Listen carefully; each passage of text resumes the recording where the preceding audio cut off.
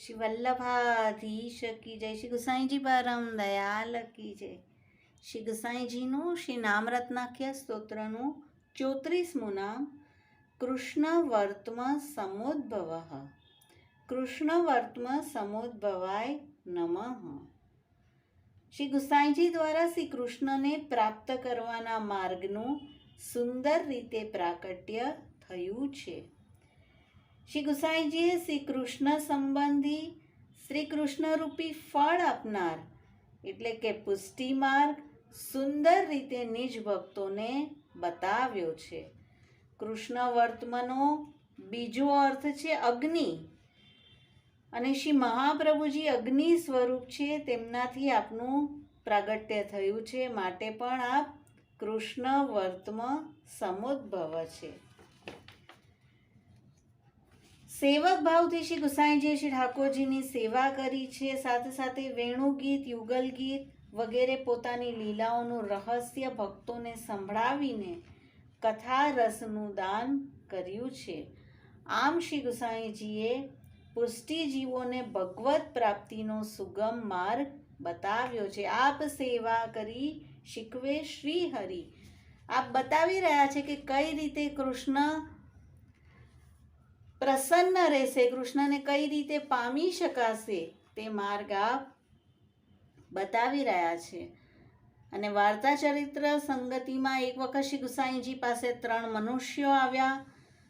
શ્રી ગુસાઈજીને સેવક કરવા વિનંતી કરી. શ્રી ગુસાઈજીએ તેમને પૂછ્યું, તમને શેનો શેનો શોખ છે? એકે કહ્યું, મને વસ્ત્રનો શોખ છે. બીજાએ કહ્યું, મને અત્તરનો શોખ છે. ત્રીજાએ કહ્યું, મને કોઈ શોખ નથી. શ્રી ગુસાઈજીએ પહેલા 2 મનુષ્યને સેવક કર્યા, ત્રીજાને સેવક કરવાની ના પાડી અને કહ્યું કે તમને જે શોખ હોય તે શ્રી ઠાકોરજીને અંગીકાર કરાવી લાડ લડાવો, પરંતુ તમારું હૃદય નીરસ અને વૈરાગી હોય તો શ્રી ઠાકોરજીને કઈ રીતે લાડ લડાવી શકશો? આમ શ્રી ગુસાઈજીએ કૃષ્ણ ભક્તિનો રસમય માર્ગ બતાવ્યો છે. અને એક હજી પ્રસંગ આવી રહ્યો છે કે એકવાર ઉષાકાલના દિવસ હતા. શ્રી ગુસાઈજીએ શ્રીજી બાવાનું સેવા કરી, અનવસર કરી આપ ભોજન કરીને પોઢ્યા છે. તે સમયે ગોપાલદાસ ભીતરિયાને શ્રીનાથજીએ કહ્યું, ગોપાલદાસ तुम जाके श्री गुसाईजी से कहियो हमको बहुत भूख लगी है. ગોપાલદાસ શ્રી ગુસાઈજી પાસે પધાર્યા. આપ તો ભર નિદ્રામાં પોઢ્યા હતા.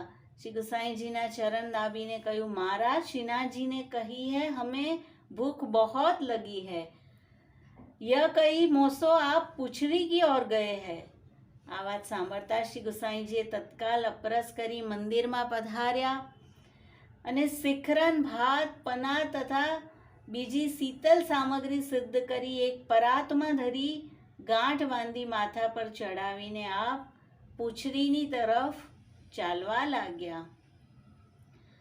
ખુલ્લા ચરણારવિંદથી આપ ચાલી રહ્યા હતા અને માર્ગમાં અતિ ધૂપ હતી. તે સમયે ઉષાકાલના દિવસ હતા ને શ્રી ગુસાઈજીના ચરણમાં પણ શ્રમ પડી રહ્યો હતો. ત્યાં જ ગોપીનાથ દાસ ગ્વાલે કહ્યું કે કૃપાનાથ, આપ ખુલ્લા ચરણારવિંદથી અત્યારે ક્યાં જઈ રહ્યા છો? શ્રી ગુસાઈજી કહ્યું, શ્રીનાથજી ક્યાં બિરાજે છે મને બતાવો. આપને ભૂખ લાગી છે તેથી છાક લઈને આવ્યો છું. અને ગોપીનાથ દાસે કહ્યું, મહારાજ આદિરાજ, આપને આવું કોણે કહ્યું? આપના ચરણમાં શ્રમ પડી રહ્યો છે. આવા ધૂપમાં આમ કેમ બહાર નીકળ્યા છો? અને શ્રી ગુસાઈજી તરફ ધ્યાન ન આપ્યું. અને ગોપીનાથ દાસે એક લરિકાને શ્રી ગુસાઈજીની સાથે કરી દીધો અને ત્યાં દૂરથી શ્યામ ઢાક પર શ્રીજી દેખાયા. શ્યામ ઢાકની નીચે શ્રીનાથજી બેઠા છે. બધી ગાયો ચરી રહી છે, બધા ગ્વાલ ઠાડા છે અને ઢાકની છાં બહુ શીતલ છે.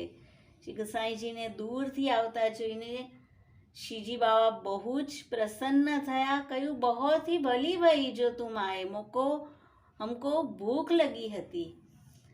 અને પછી બધા વ્રજ ભક્તોને સામગ્રી આપીને શ્રીજી બાવા શ્રી ગુસાઈજીની ગોદમાં બિરાજીને આપના શ્રી હસ્તથી તે સામગ્રી હરોગ્યા અને પછી કહ્યું કે ભલી ભાઈ જો તુમ આए આજ હમ બડે ભૂખે હતે. તો આ રીતે જેવી શ્રીજીએ કોઈ મનોરથ બતાવ્યો અને કોઈ સેવકોને આજ્ઞા ન કરતા આપ સ્વયં શીતલ સામગ્રી સિદ્ધ કરીને પધાર્યા છે અને સ્વહસ્તથી શ્રીજી બાવાને ગોદમાં પધરાવીને હરોગાવી છે. તો આમ આપનું સ્વરૂપ કૃષ્ણને મેળવનારો જે માર્ગ છે તે બતાવનારું છે. કૃષ્ણ વર્તમાં સમુદ્ભવાય નમઃ. શ્રી વલ્લભાધીશ કી જય. શ્રી ગુસાઈજી પરમ દયાલ કી જય.